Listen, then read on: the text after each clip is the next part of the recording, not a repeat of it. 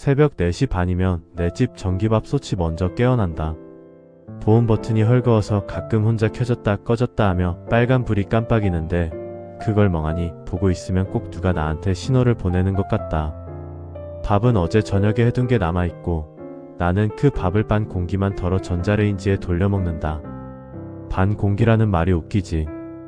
예전엔 밥솥 뚜껑을 열자마자 김이 확 올라오고 숟가락들이 그 김 속으로 달려들었는데 지금은 김보다 고요가 먼저 올라온다. 아파트 평수는 줄었고 방음은 더 안 됐고 위층 발소리는 내 인생의 배경음이 됐다. 그래도 나는 하루를 시작한다.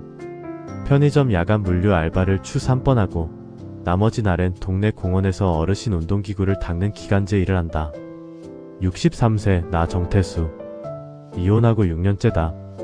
사람들은 웬만하면 그 나이에 그냥 살지 말하는데 나는 그럴 수밖에 없었다고 다짐을 하고 난다. 그래도 밥솥 보온불이 깜빡이는 새벽이면 이상하게도 내가 완전히 혼자는 아니라는 착각이 들어서 그 착각 덕분에 하루가 굴러간다. 우리 이혼 사유는 한 단어로 요약하기 어렵다.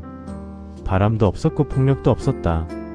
대신 우리 부부는 서로를 조금씩 미루는데 천재였다.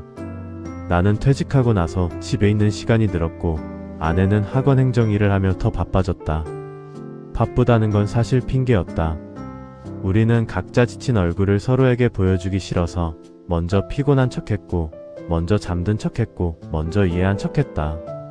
그러다 어느 날 아내가 허리를 다쳐 병원에 입원했는데 나는 간병인 비용이 아까워서가 아니라 내가 자신이 없어서 병문안을 늦췄다. 환자복 입은 아내를 마주하면 내가 남편으로서 할 말이 없을 것 같아서. 그날 아내가 한 말이 아직도 선명하다. 당신은 늘 나를 사랑한다고 말하면서 정작 나를 돌볼 순간엔 뒤로 숨는 사람이라고. 나는 그 말에 반박할 수 없었다. 아내가 퇴원하고 집으로 돌아왔을 때 나는 약 봉지를 정리해주며 미안하다고 했고 아내는 고개를 끄덕였지만 눈은 이미 나를 떠나 있었다. 그 이후로는 둘 다 정답을 알고 있으면서도 답안을 제출하지 않았다. 결국 아내가 먼저 집을 나갔고 나는 붙잡지 않은 쪽이었다. 변호사 사무실에서 서류에 도장 찍을 때 손이 떨리길래 내가 아직 사랑이 남았다고 착각했는데 나중에 생각해보니 그건 사랑이 아니라 생활이 무너지는 소리였다. 이혼하고 나서 나는 내가 이렇게까지 서툰 사람인지 처음 알았다. 분리수거를 제때 내놓는 것도 어렵고 전기요금 자동이체를 설정하는 것도 겁났다. 제일 웃겼던 건 라면을 끓이다가 물을 먼저 붓고 스프를 넣는지 스프를 먼저 넣고 물을 붓는지 갑자기 기억이 안 나서 한참을 봉지 들고 멈춰 있었던 날이다. 사람이 혼자 살면 멋있어질 줄 알았는데 나는 그냥 자주 멈추는 사람이 됐다. 딸은 결혼해서 외지에 살고 손주 사진은 카톡으로만 온다. 나는 손주가 보내준 이모티콘을 따라 보내다가 실수로 엄청 우는 얼굴을 눌러버려서 사위에게 걱정 전화도 받았다. 괜찮다고 해놓고도 한동안 이불 속에서 혼자 웃었다. 웃긴데 슬픈 게 아니라 슬픈데 웃긴 쪽이었다. 건강도 애매하게 나빠졌다. 아픈 건 아닌데 멀쩡하지도 않은 계단 오르면 심장이 먼저 말하는 나이. 동네 내과에서 콜레스테롤 약을 받으면서도 술은 줄이세요 라는 말을 듣는 순간 이상하게 마음이 작아졌다. 누군가에게 잔소리 들을 사람이 있다는 게 부럽기도 해서. 그래서였나 어느 날 구청 게시판에서 재활 수영교실 모집 공고를 봤을 때 나는 수영을 배우려고 간 게 아니라 사람들 속에 섞이고 싶어서 신청했다. 첫 만남은 수영장 탈의실 앞에서였다. 나는 수영모를 거꾸로 써서 강사에게 바로 지적을 받았다. 거울을 봤더니 내 이마에 수영모 로고가 반대로 붙어있고 나는 그걸 엄청 당당하게 쓰고 있었다. 그때 옆에서 누가 아저씨 그거 반대예요. 근데 반대로 써도 귀엽긴 하네요 라고 말했는데 귀엽다는 말은 내 인생에서 오랫동안 금지어였다. 그 목소리의 주인공이 57세 김서윤이었다. 그녀는 웃을 때 눈꼬리가 먼저 올라가고 말은 시원하게 하는데 상대를 깎아내리지는 않았다. 알고 보니 그녀도 이혼 4년 차였고 무릎 연골이 닳아서 재활 수영을 시작했다고 했다. 우리는 같은 레인에 배정됐다. 나는 물에 들어가면 어깨에 힘을 주는 버릇 때문에 자꾸 가라앉았고 그녀는 숨은 돈처럼 숨기지 말고 그냥 크게 쉬어요 라고 농담을 했다. 돈이 나오자 나는 괜히 웃었다. 이혼 이후로 돈 얘기만 나오면 마음이 굳어졌는데 그녀는 돈을 무겁게 들지 않고 가볍게 던졌다. 수영이 끝나고 샤워실로 향하는 길에 나는 미끄러질 뻔했고 그녀가 내 팔을 툭 잡아줬다. 그 손길이 과장없이 자연스러워서 오히려 심장이 쿵했다. 누군가의 도움이 내 자존심을 건드리지 않는 건 오랜만이었다. 우리는 그 뒤로도 자주 만났다. 수영교실은 주 2회였고 그 주 2회가 내 달력의 중심이 됐다. 어느 날은 내 고글이 갑자기 끊어져서 물속에서 한쪽 눈만 눈물 흘리는 사람처럼 되었는데 그녀가 본인 여분 고글을 빌려줬다. 나는 괜히 새 것을 사서 갚겠다고 했고 그녀는 갚을 거면 고글 말고 웃긴 얘기 하나 해줘요 라고 했다. 그래서 나는 편의점 알바하면서 겪은 얘기를 해줬다. 새벽에 오신 손님이 진열되어 있는 빼빼로를 보더니 저건 어딜 가나 보이는데 팔리지도 않는 거 왜 가져다 놨냐고 한 이야기 등등. 그녀는 물 마시다가 웃다가 살에 들릴 뻔했다. 웃음이 오가면 마음이 따라온다. 그러다 어느 날 그녀가 내게 부탁을 했다. 휴대폰이 갑자기 먹통이 됐는데 병원 예약 앱이랑 보험 앱이 다 그 안에 있어 막막하다고. 나는 IT를 아는 사람은 아니었지만 그래도 딸 덕분에 이것저것 눌러본 경험이 있었다. 우리는 동네 휴대폰 수리점에 같이 갔고 대기 시간에 나는 그녀에게 내 밥솥 얘기를 했다. 보험불이 혼자 깜빡인다고. 그녀는 그 밥솥이 아저씨한테 연애하라고 깜빡이는 거 아니에요 라고 또 시원하게 말했다. 그 말에 나는 쓸데없이 얼굴이 뜨거워졌다. 나이 들면 설렘이 줄어드는 줄 알았는데 설렘은 그냥 더 조용해지는 거 이해했다. 문제는 그 조용한 설렘이 우리 주변에 닿는 순간부터였다. 내가 먼저 겁이 났다. 딸에게 말해야 하나, 말하면 어떤 표정을 지을까? 나는 딸이 행복하길 바라면서도 딸의 눈에서 내가 늙어 보이길 싫어했다. 게다가 서윤 씨 쪽은 더 현실적이었다. 그녀는 어머니를 모시고 살았다. 어머니는 뇌경색 이후 반신이 불편했고 요양보호사 시간을 늘릴 여유가 없어 서윤 씨가 거의 매일을 책임지고 있었다. 그녀는 담담하게 말했다.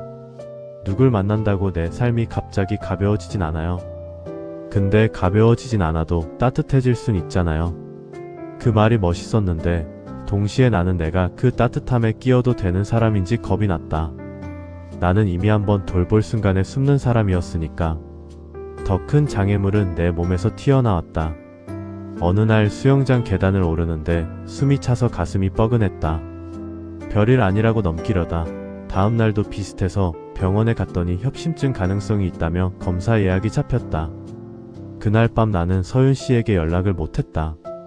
이 나이에 아프다는 말은 사랑 고백보다 더 무겁다는 걸 아니까.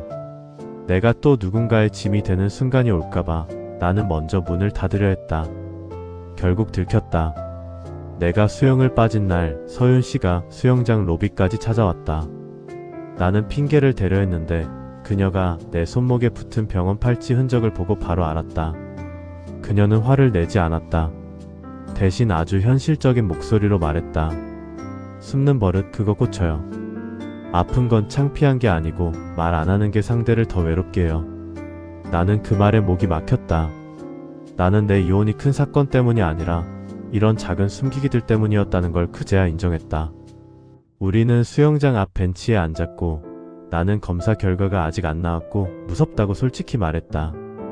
그녀도 솔직히 말했다. 어머니를 모시면서 누군가를 만나면 죄책감이 올라오고 주변 사람들의 시선이 피곤하다고.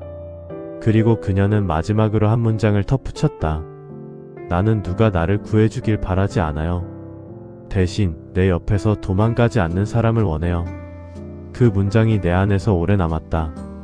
나는 그 자리에서 약속을 크게 하지 않았다. 다만 다음 검사날 같이 가줄 수 있냐고 물었다. 그녀는 잠깐 망설이다가 고개를 끄덕였다. 우리의 사랑은 로맨틱한 선언이 아니라 병원 대기표 앞에서 서로의 손을 놓지 않는 방식으로 시작됐다. 검사 결과는 다행히 약으로 관리 가능한 수준이었다. 의사는 운동을 꾸준히 하라 했고 나는 수영을 다시 시작했다. 서윤 씨는 어머니 요양보호사 시간을 늘리기 위해 동네 복지관 상담을 같이 가자고 했고 나는 그 옆에서 말없이 서류를 챙겼다. 내가 할 수 있는 건 크지 않았지만 도망치지 않는 건 할 수 있었다. 딸에게도 결국 말했다. 영상통화 속 딸은 처음엔 눈을 크게 떴고 이어서 아주 현실적인 질문을 던졌다. 어디서 만났냐? 어떤 분이냐? 경제적으로는 어떻게 할 거냐? 나는 우린 서로의 통장을 합칠 생각이 없어. 그리고 나는 누굴 책임진다기보다 같이 버티는 사람이 되고 싶어라고 말했다. 딸은 한참 조용하다가 아빠 같은 사람 만나면 안 되라고 툭 던졌고 나는 웃으며 그래서 내가 조심하는 거야 라고 답했다. 서윤 씨도 아들에게 말했다고 했다. 아들은 처음엔 반대했지만 어느 날 어머니 병원에 같이 동행해준 내 모습을 보고는 한마디 했다고 한다. 아저씨, 우리 엄마 웃는 거 오랜만에 봤어요. 그 한마디가 우리를 살렸다. 거창한 허락이 아니라 작은 인정이 사람을 앞으로 걷게 했다. 요즘도 새벽 4시 반이면 전기밥솥 보온불이 가끔 깜빡인다. 그런데 이제 나는 그 불빛을 보며 혼자 의미를 만들지 않는다. 어느 날 서윤 씨가 내 집에 처음 와서 그 밥솥을 보더니 말없이 버튼을 눌러 꽂혀보려고 했다. 안 되자 그녀는 어이없다는 듯 웃으며 밥솥 위에 포스트잇 하나를 붙였다. 오늘은 보온불 말고 사람을 켜기. 그 문장을 보고 내가 피식 웃었더니 그녀가 말했다. 아저씨, 웃음은 자동이체로 내는 게 아니라 직접 눌러야 나와요. 그 말이 참 그녀답고 참 내게 필요했다. 우리는 아직 각자 집에 산다. 어머니 돌봄도 있고 내 몸도 관리가 필요하고 우리 나이에 무리해서 합치면 오히려 깨질까 봐서다. 대신 우리는 주말마다 같이 밥을 한다. 나는 밥을 하고 그녀는 반찬을 하고 가끔은 밥이 서리고도 우리는 그냥 먹는다. 완벽하지 않아도 괜찮다는 걸 이제는 안다. 오늘 아침 밥솥 보온불이 깜빡이자 서윤 씨에게서 메시지가 왔다. 수영장 가기 전에 김밥 말아둘게요. 나는 밥솥을 한번 톡 치고 보온불이 제대로 켜지는 걸 확인한 뒤 답장을 보냈다. 나도 도망 안 갈게요. 그리고 그 문장을 보내는 순간 내 새벽의 고요는 더 이상 착각이 아니라 생활이 됐다.